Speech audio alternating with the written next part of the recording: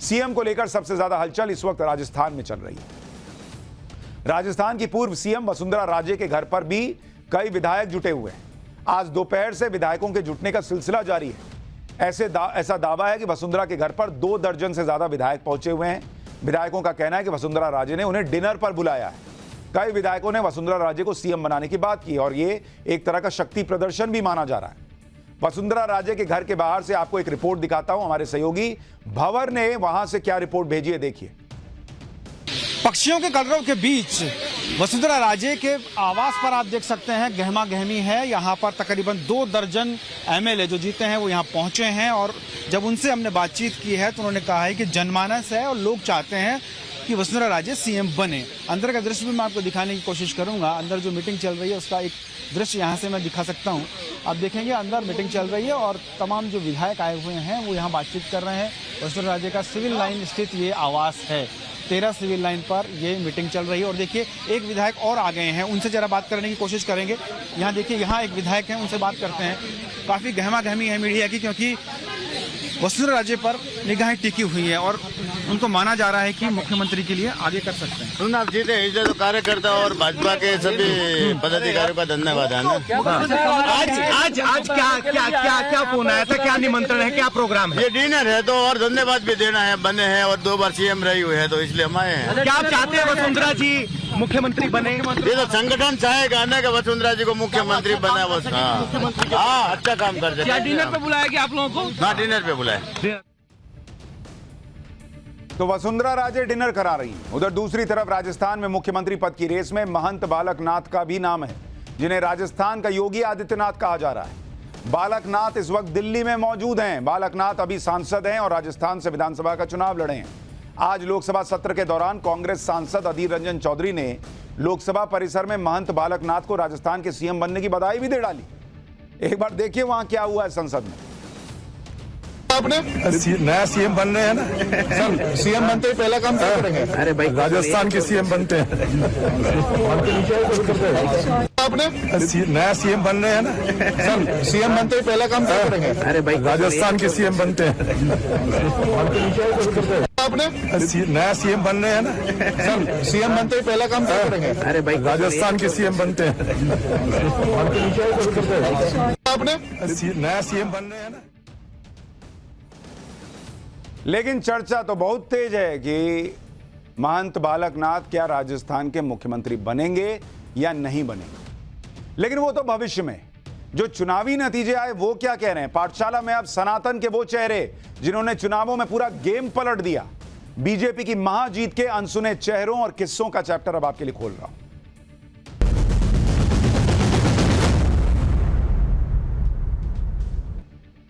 इस बार राजस्थान में बीजेपी ने 4 संतों को भी चुनावी मैदान में उतारा था और सभी संत चुनाव जीत भी गए। यानी राजस्थान में परिवर्तन की लहर के साथ साथ सनातन की लहर ने भी काम किया। इन संतों में सबसे ज्यादा चर्चा बाबा बालकनाथ की है, जो अलवर जिले की तिजारा सीट से चुनाव जीते हैं। बाबा बालकनाथ को राजस्थान का योगी कहा जाता है। उनके बारे में आपको आगे बताऊंगा। बाबा बालकनाथ राजस्थान में हिंदुत्व और सनातन का बहुत बड़ा चेहरा माने जाते हैं, इसलिए सीएम बनने को लेकर बाबा बालकनाथ की चर्चा बहुत तेजी से चल रही है। दूसरे नंबर पर जयपुर की हवा महल सीट से जीत कर आए बाबा बाल मुकुंदाचार्य हैं। ये अखिल भारतीय संत समाज राजस्थान के प्रमुख हैं। विधायक बनने के बाद इनका एक वीडियो बहुत वायरल हो रहा है, वो भी आपको आगे दिखाऊंगा। उससे पहले चुनाव जीतने वाले संतों में तीसरा नाम महंत प्रताप पुरी का है, जो पोखरण सीट से जीत कर आए हैं। महंत प्रताप राजस्थान में तारा मठ के प्रमुख भी हैं। इसके अलावा सिरोही सीट से ओटाराम देवासी भी चुनाव जीते हैं। ये देवासी समाज के धर्मगुरु हैं। ओटाराम पहले भी कई चुनाव लड़ चुके हैं और मंत्री भी बन चुके हैं। ये 4 ऐसे संत हैं जिन्होंने राजस्थान के अंदर सनातन की ताकत को मजबूत किया और वहां पर चुनावों में इनकी बड़ी भूमिका मानी जा रही है। लेकिन इन सब संतों की चर्चा सबसे ज्यादा हो रही है और उनमें भी सबसे ज्यादा जिनकी चर्चा हो रही है वो है राजस्थान के योगी कहे जाने वाले बाबा बालकनाथ। बाबा बालकनाथ भी यूपी के सीएम योगी आदित्यनाथ की तरह ही नाथ संप्रदाय से आते हैं और उन्हें अपना बड़ा भाई मानते हैं। यही वजह है कि बाबा बालकनाथ को चुनाव में पर्चा भरवाने के लिए खुद योगी आदित्यनाथ तिजारा आए थे और लोगों से वोट मांगे थे। योगी आदित्यनाथ की तरह बाबा बालकनाथ भी हिंदुत्व का बड़ा चेहरा माने जाते हैं और उन्हीं की तरह आक्रामक तेवर भी रखते हैं। समाज में कानून तोड़ने वाले और माहौल बिगाड़ने वालों के खिलाफ इन्हें भी योगी का बुलडोजर मॉडल बहुत पसंद है। इसलिए राजस्थान में इस बात की चर्चा हो रही है कि अगर बाबा बालकनाथ सीएम बने तो माहौल बिगाड़ने वालों की शामत आ जाएगी। बाबा बालकनाथ अलवर से सांसद हैं फिलहाल और 39 साल के युवा नेता के रूप में अपने इलाके में बहुत लोकप्रिय हैं। मतलब अभी 40 के भी नहीं हुए हैं। और आप देखिए योगी आदित्यनाथ और बाबा बालकनाथ एक फ्रेम में जब साथ नजर आ रहे हैं तो यह चर्चा और बढ़ जा रही है कि इधर यूपी में योगी आदित्यनाथ, उधर राजस्थान में बाबा बालकनाथ। बाबा बालकनाथ की पहचान सनातन के चेहरे के साथ साथ एक फायर ब्रांड नेता के रूप में भी है और इनके तेवर और तरीकों की चर्चा पूरे इलाके में है। इसलिए बीजेपी ने इन्हें सांसद से विधायक का चुनाव लड़वाया और जीत हासिल की। बाबा बालकनाथ अलवर जिले के मोहराणा गांव के रहने वाले और इनका जन्म यादव परिवार में हुआ था, लेकिन 6 साल की उम्र में इन्होंने संन्यास लिया और नाथ संप्रदाय से जुड़ गए। बाबा बालकनाथ करीब 15 साल तक हनुमानगढ़ जिले में महंत चांदनाथ के शिष्य बनकर आश्रम में रहे और जुलाई 2016 में महंत चांदनाथ ने इन्हें अपना उत्तराधिकारी चुना। महंत चांदनाथ भी राजनीति में एक्टिव रह चुके थे। वो अलवर के बहरोड से साल 2004 के उपचुनाव में विधायक चुने गए। बीजेपी ने बाद में मेवात के अलवर इलाके में नाथ संप्रदाय के प्रभाव को देखते हुए 2014 में लोकसभा चुनाव में चांदनाथ को मैदान में उतारा।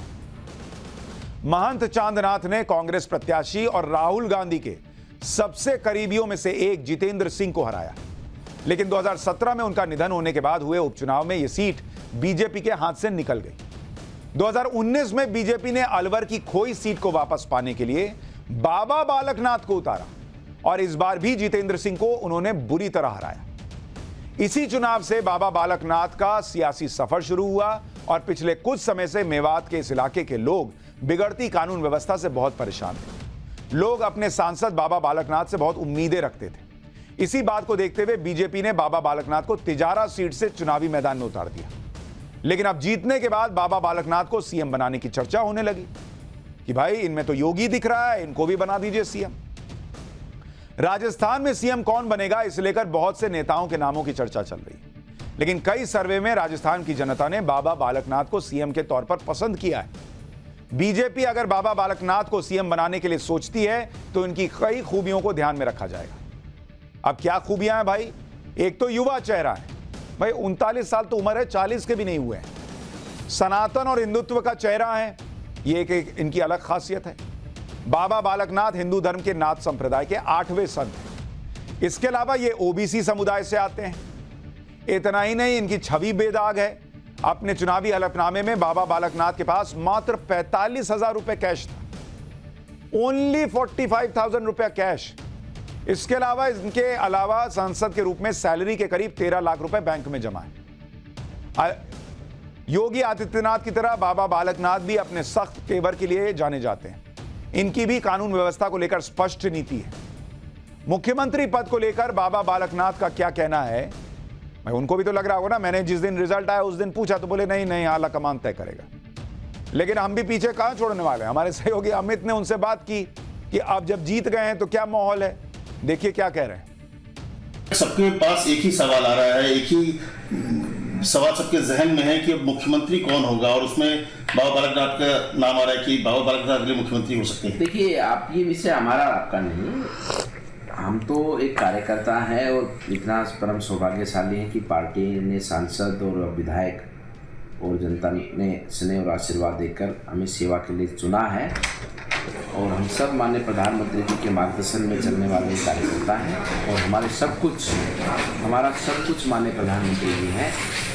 जो कुछ आज हमारे कोई भी कार्यकर्ता, कोई भी जनप्रतिनिधि कहीं भी कार्य करता है तो सब माननीय प्रधानमंत्री जी के मार्गदर्शन में ही कार्य करता है। पूरे चुनाव के दौरान ये बात कि लॉ एंड ऑर्डर बड़ा मसला था, प्रधानमंत्री ने भी कानून व्यवस्था को हमेशा मुद्दा बनाया वहाँ पे राजस्थान में। तो ऐसे में सबके पास ये था कि जो योगी मॉडल है वो अब राजस्थान में, और योगी मॉडल के तौर पर जो योगी दिख रहे थे वो बालक दिख रहे थे सबकी नज़र में। देखिए, योगी जी जो आज ये उत्तर प्रदेश में कर पा रहे हैं वो करने का अवसर पार्टी माननीय प्रधानमंत्री जी ने दिया है। तो अवसर देने वाला बड़ा होता है ना कि करने वाला। माननीय प्रधानमंत्री जी के मार्गदर्शन में और उन्हीं के नेतृत्व में ही सारा काम चल रहा है। उन्हीं के नेतृत्व में ही ये सब वहाँ पर उत्तर प्रदेश में विकास की बात हो या हरियाणा में विकास की बात हो या मध्य प्रदेश में विकास की बात हो, जहाँ भी भारतीय जनता पार्टी की सरकार है, शासन है, उन्हीं के मार्गदर्शन में सब चीज़ें आगे बढ़ रही हैं। और एक एक चीज़ को, हर विषय को पूरी गंभीरता से लेते हुए, चाहे लोगों की रक्षा सुरक्षा हो, चाहे विकास हो, चाहे प्रशासनिक व्यवस्था हो, हम इन सभी विषयों उनके मार्गदर्शन में योगी जी अच्छा काम कर रहे हैं, तो उन्हीं के मार्गदर्शन में राजस्थान में बाबा बालकनाथ जी भी काम करेंगे। हम तो काम कर रहे हैं ना, उनके मार्गदर्शन में सांसद और विधायक और कार्यकर्ता के रूप में हम उनके मार्गदर्शन में ही काम कर रहे हैं। बाबा बालकनाथ जो हैं वो किसी सवाल में फंस नहीं रहे, आप देख रहे हैं, पूरा घुमा दिए जवाब को। राजस्थान में चुनाव जीत कर आने वाले एक और संत आचार्य बालमुकुंद भी बहुत चर्चा में। ये जयपुर की हवा महल सीट से जीत कर आए हैं। इन्होंने कांग्रेस के मजबूत गढ़ में तगड़ी टक्कर देते हुए कांग्रेस के प्रत्याशी को हराया। आचार्य बालमुकुंद हवा महल इलाके में प्रसिद्ध हाथोस धाम के पीठाधीश्वर और अखिल भारतीय संत समाज राजस्थान के प्रमुख हैं। लेकिन आचार्य बालमुकुंद चुनाव जीतने के बाद जश्न मनाने की बजाय अपने क्षेत्र में लोगों की समस्याएं ठीक करने पहुंच गए। हवा महल के इलाके में खुले में नॉनवेज की अवैध दुकानों की एक बड़ी समस्या है। यहां अतिक्रमण और साफ सफाई को लेकर आए दिन लोगों की शिकायतें आती रहती, लेकिन अब तक इस पर कोई सुनवाई नहीं होती थी। चुनाव जीतने के बाद आचार्य बालमुकुंद एक्शन में आ गए, इन अवैध दुकानों को हटवाने खुद पहुंच गए। इससे पहले आचार्य बालमुकुंद ने नगर निगम के एक सीनियर अधिकारी को फटकार लगाते हुए मीट की अवैध दुकानों को हटाने को लेकर फोन किया था। इसका वीडियो बड़ा वायरल हो रहा है। इस वीडियो के आने के बाद जयपुर पुलिस और नगर निगम के अधिकारी अलर्ट हो गए। देखिए जरा इस वीडियो में क्या कह रहे हैं ये।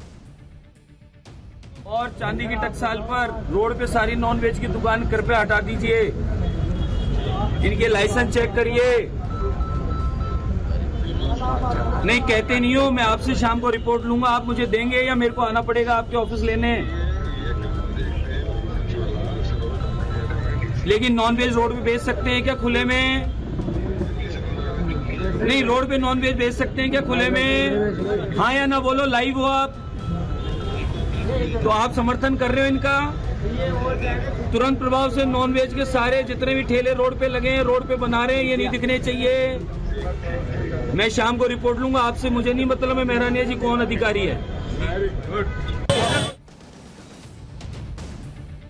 तो ये हुई, आप देख रहे हैं किस तरह से वो, अच्छा इनको टारगेट भी किया जा रहा है कि भाई देखिए एक समाज के खिलाफ हो गए। भाई वो कह रहे हैं कि जो खुले में नॉनवेज बेचा जा रहा है ना उसको रोको। वो ये नहीं कह रहे कि जितने नॉनवेज बिक रहा है, जिनके पास लाइसेंस है, उन सबको हटा दो।